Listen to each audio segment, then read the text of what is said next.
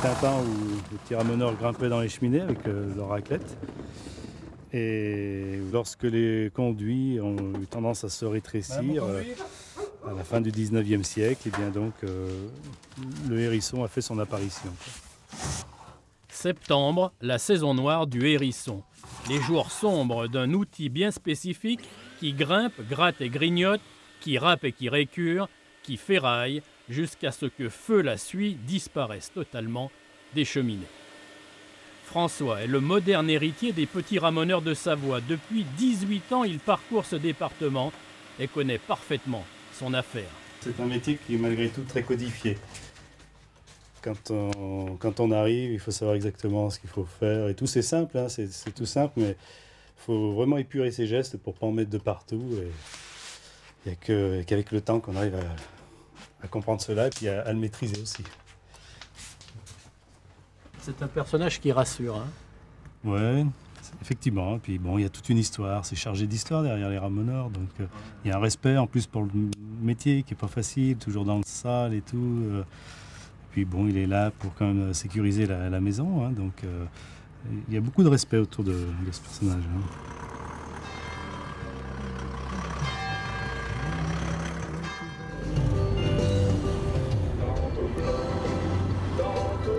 On a vraiment une belle région. Hein. En fait, François est plus qu'un simple ramoneur.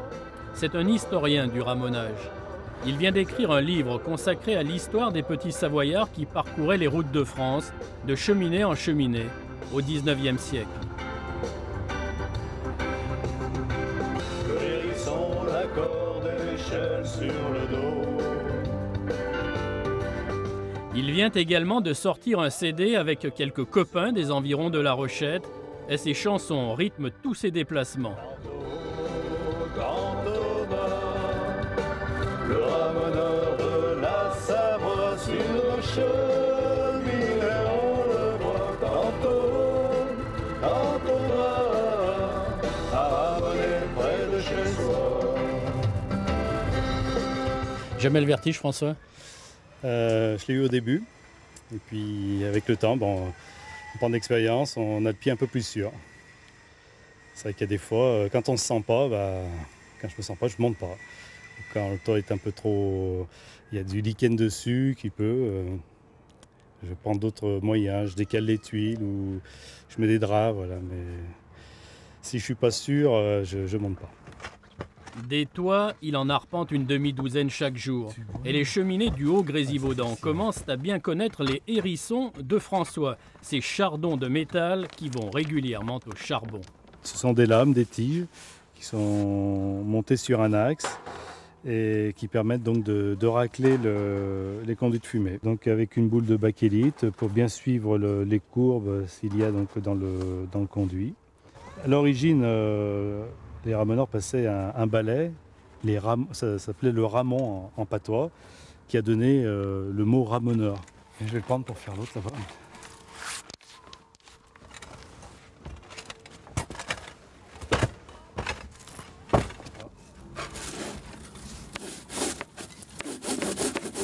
Il y a un autre bruit là, c'est métallique.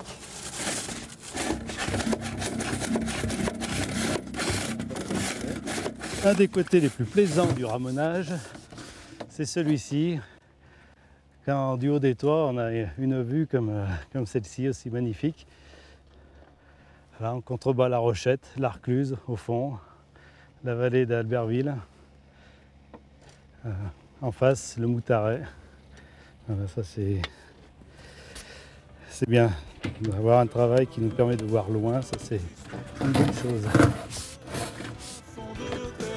Tantôt blanc, tantôt noir, mais elle colle à notre... Ce jour-là, le ramoneur, écrivain, batteur a convoqué le groupe pour une répétition.